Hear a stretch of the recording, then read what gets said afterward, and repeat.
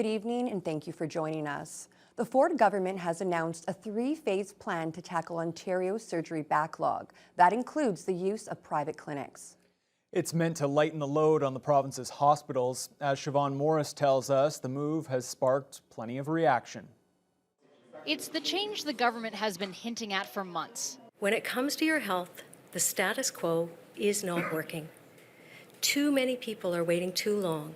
Ontario independent clinics will perform more surgeries and tests. The shift, permanent. Clearing a backlog of cataract surgeries starting in March is the first area of focus. New partnerships with community surgical and diagnostic centres in Windsor, Kitchener-Waterloo and Ottawa will add 14,000 additional cataract surgeries that will be performed each year. As early as April, more surgeries, including cataract, gynecological, and plastic, will be added. Next year, more MRIs and CT scans, and knee and hip replacements at community clinics. The most serious procedures will still be carried out in hospital. We want to make sure that we take care of the people that have life-threatening surgeries that need to get in there.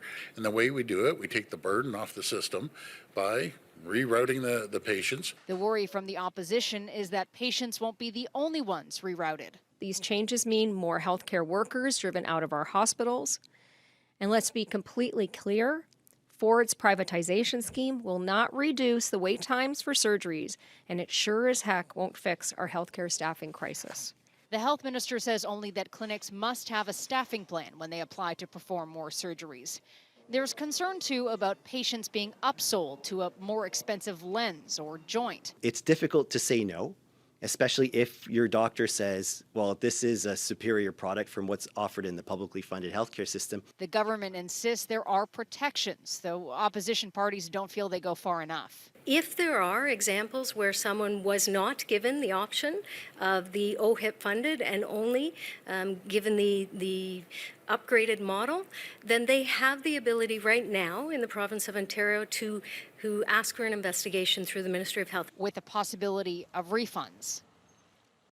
The Ford government's private clinic plan is being met with major concern locally from the co-chair of the Thunder Bay Health Coalition. Jules Tupker says he's disappointed by the announcement, but not surprised.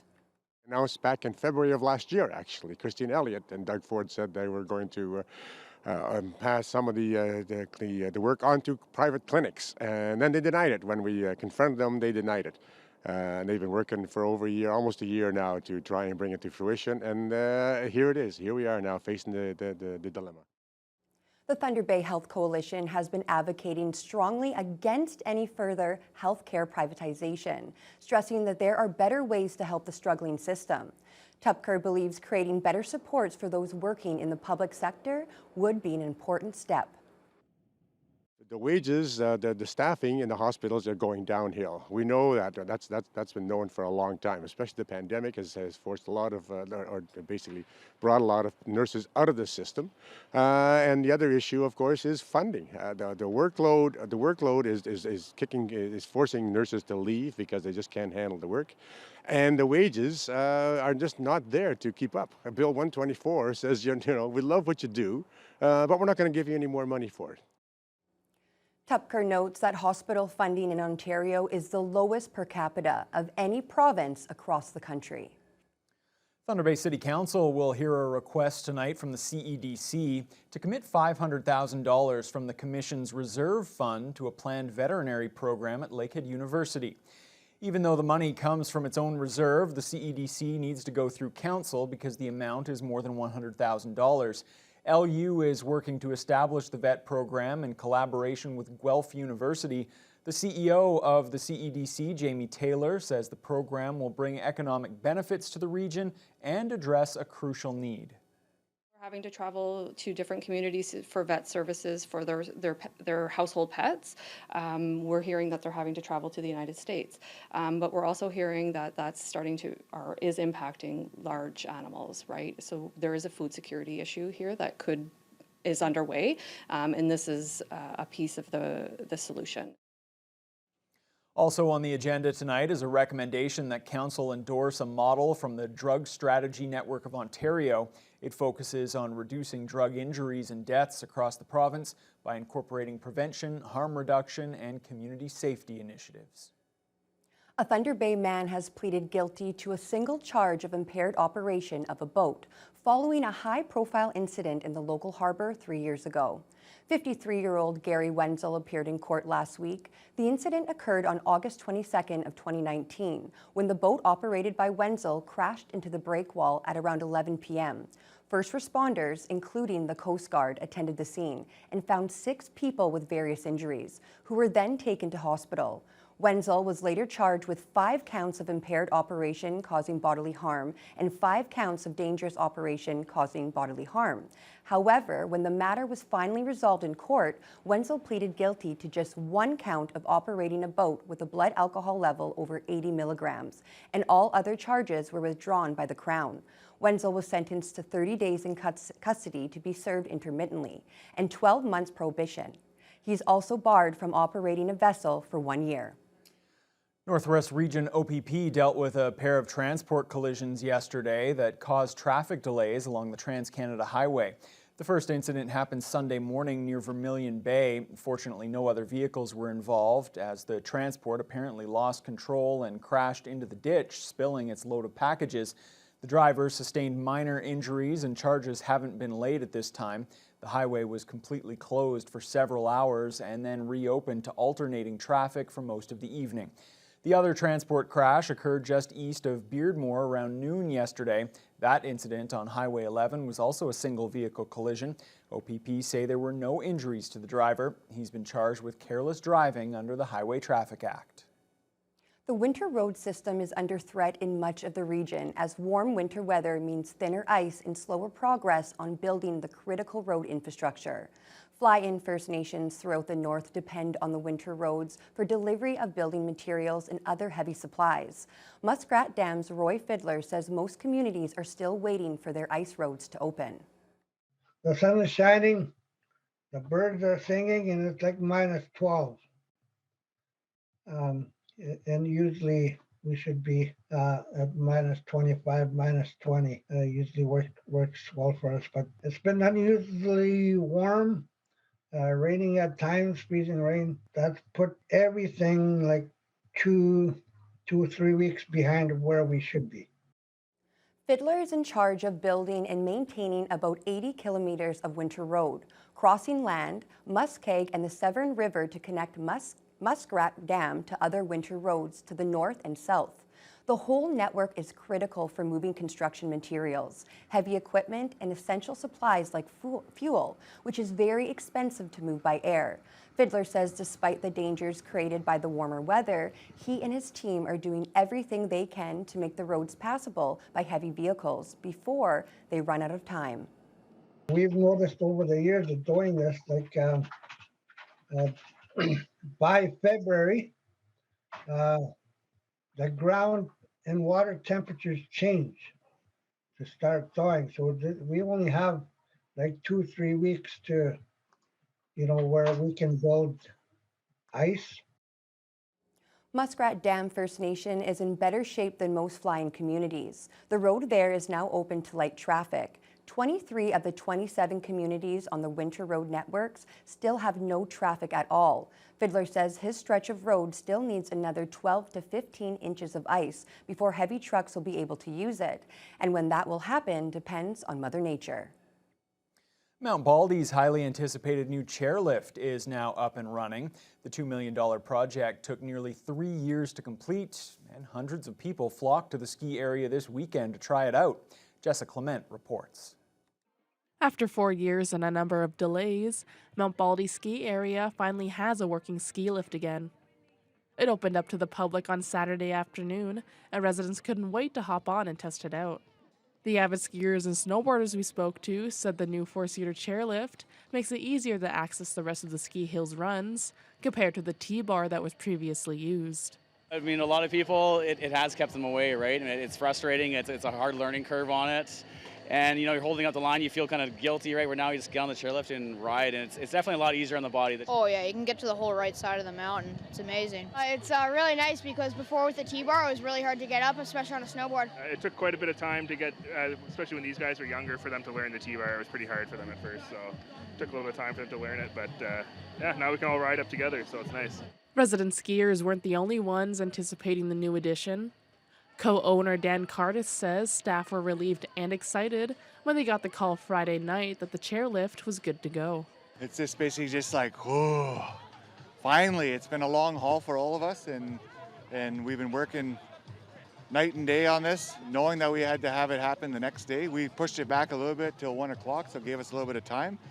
But they're coming in, the crowds and the drones, and the parking lots are packed, and DJs are spinning, and everyone's having a blast, and nothing but good vibes out at Mount Baldy. It's amazing. Cardis says the support from the public has been overwhelming, and what really kept him going over the long project is the memory of his father. Unfortunately, he passed away 2 seasons ago, and this ski lift is going to be named after my dad, the Stanislav Express, so this is what's kept me going. My dad's a strong guy, and he made me do what I did, and it's very emotional, but this is for him. And he sees me, and I see the eagles fly up around the sky, and he's looking down going, he's proud of me. Jessica Clement, TBT News. The Hill City Kinsmen have launched their Sportsman Dream Draw for the 6th straight year. The popular draw raises money for local charities with grand prizes to be used in the great outdoors. Ticket holders will be in the running for the grand prize of a Yamaha motorboat and a 2022 U4 600 side-by-side from Intercity Power Sports, worth a total of $32,000. The second prize is a 1-week vacation at the Wilderness Discovery Resort, and third prize is a $500 Canadian gift card. Proceeds support the George Jeffrey Children's Center, Our Kids Count, the Wilderness Discovery Center, and the Thunder Bay Cadets. The Dream Draw raised close to $60,000 last year. Kinsman Registrar Wes Case says the winner will get to enjoy the vast outdoors of the Northwest. Thunder Bay is a huge outdoor community. I know in the past we've sold out prior to our deadlines. So definitely it's one of those things that a lot of people are going to spend the money on buying. So to be able to offer a prize like this is great for the community, and ultimately just everything goes back to support local organizations here. 5,000 tickets are being sold at $20 apiece. The 3 major prize winners will be announced at the end of June. A popular Disney Channel movie is being brought to the stage at St. Ignatius this week as the grade 11 and 12 drama class presents High School Musical Junior.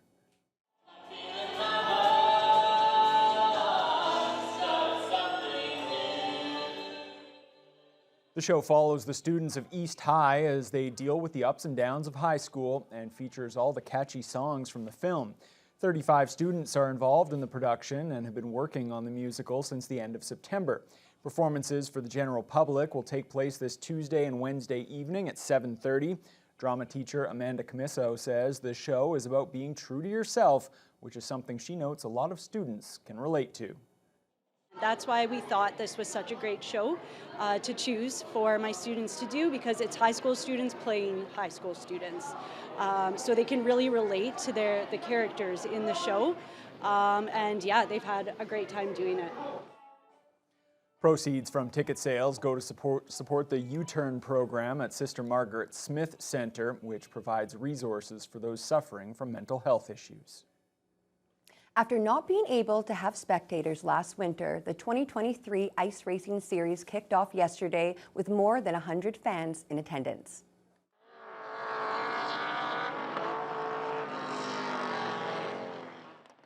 The first races of the season saw a dozen cars compete, 6 in the studded class and 6 in the rubber class. Officials say more drivers may get involved as the season progresses.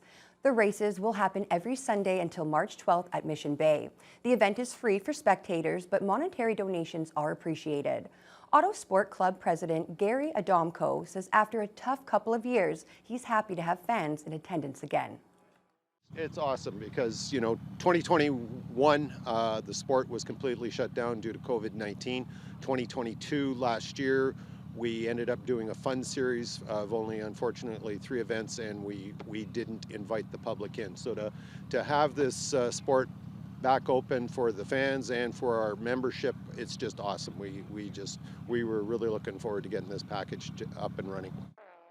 The ice racers will be back on Mission Bay next Sunday starting at noon. And despite the recent warm weather, the ice is still in good condition for racing. Well, that's good news to hear, Fiona. That was one of the questions that I had, given the warm temperatures that we had, a high above 0 once again today. Absolutely. That's why the snow that has been falling this afternoon is a bit on the wet side. There was times when you weren't really sure what was falling, but we did have an overnight low of -8, a high on the plus side at 1. But wind chill's not really a factor now. When you are on the plus side, there is no wind chill because it is a mathematical formula that gives you the number. But in the overnight hours, the winds were practically completely calm. So that's why no wind chills to speak of at night as well. Fort Frances also seeing their temperatures hovering just a little above and just a little below at times the freezing mark. They're currently at 1 Celsius with just a few clouds. Just a touch cooler as you head into Kenora at -1, Dryden at the 0 mark.